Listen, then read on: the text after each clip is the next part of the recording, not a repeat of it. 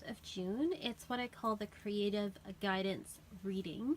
I'm going to have this on my Etsy shop for a special price of $20 for the month of June. Regularly it'll be $30, but I thought for this month with launching it, I'll put it out there. I know June for me, I associate it with the summer solstice and the sun and creative energy, so I thought it was a really great time to pull out this particular reading.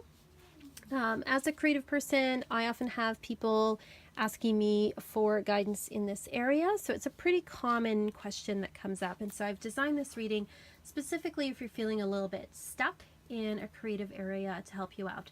It's a mix of tarot and oracle cards. If you want to try out this reading for yourself, feel free to. You don't have to use tarot and oracle, you can just use one deck if you like. But I like using both because I think they provide a nice sort of all-around guidance. So the first position over here is where you are at present. So this position I have, and this is just going to be a quick example, is the Seven of Wands. So this tells me at present that I need to defend my creative project, or maybe I'm feeling like there's some kind of jealousy or that I have to defend myself in some way.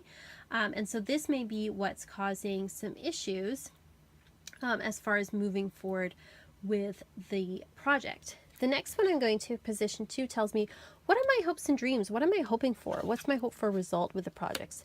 And I have the 2 cups. So I'm hoping that this particular creative project, that I can find a partner to work with in this project, that is something that will bring people together, have, very loving energy to it. I'm really hoping to find creative support, a creative partner to work with.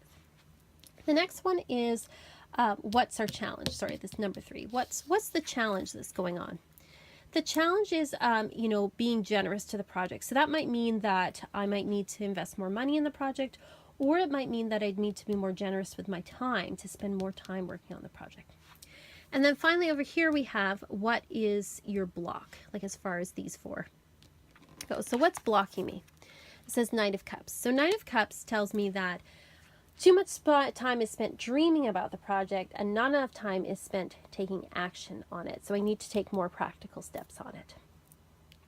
So then the 4 oracle cards here represent the 4 elements. So the first one is air, and air is about, well, what ways can you think about this differently? How can you approach it differently with your thoughts? And so it has the gift. It says a present and offer nurturance, growth, potential. So I need to look at the project as a gift. I need to look at it as something that I'm giving to others. I need to look at it as something that I need to nurture and grow and put more nurturance into the project. For fire, we have, what is the action we can take? And here we have beauty's truth. Beauty, physical pleasure, sensuality. So it might mean that I need to spend more time with the project, investing in making it more beautiful. It might mean too that I need to maybe take more time investing in self-care for myself in order to be able to put more energy into the project. The next one is water, which is emotional support. So what resources do we have from people around us? And we have the Grail Fairy. So fertility, return of life, health, and life cycles. So for me, when I think of this emotionally, it's again sort of reflecting what this one says here, is that emotionally I need to spend more time focusing on my health and healing in order to put more energy into the project. So not necessarily, sometimes this might indicate a person that you can rely on or someone that might be of help. But for me, I see this as more looking at myself emotionally for help.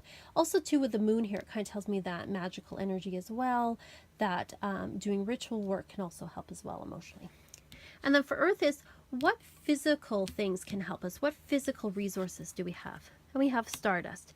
Premonition, galactic communications, beginnings and endings. So there may be a beginning or an ending of some kind in the physical world that will help me out with this, but it's also saying physically as well that I may have a premonition or an idea of what I need physically to get this off the ground.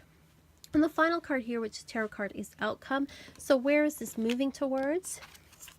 And we have 10 of Cups. So this is the happy family cards, which tells me that if I do these things, if I take care of myself, if I think of this as more of something I'm giving to others, if I think about this more in an emotional way, that I'm going to end up making not only myself happy, but others around me happy, that I'm going to have a lot of emotional support for it, and that it's also going to help other people as well. So that's a really quick version of this particular reading. I would love to see, to hear about if you try this reading, what kind of results you get, what kind of guidance that you get. I just wanted to do a quick demonstration for you. And if you're interested, of course, in getting one of these readings, you can always go over to my Etsy shop. And like I said, for the month of June, it'll be $20 Canadian for a reading like this. And you can get it in email or in video. So let me know what you think, like and subscribe, and I will talk to you all next time.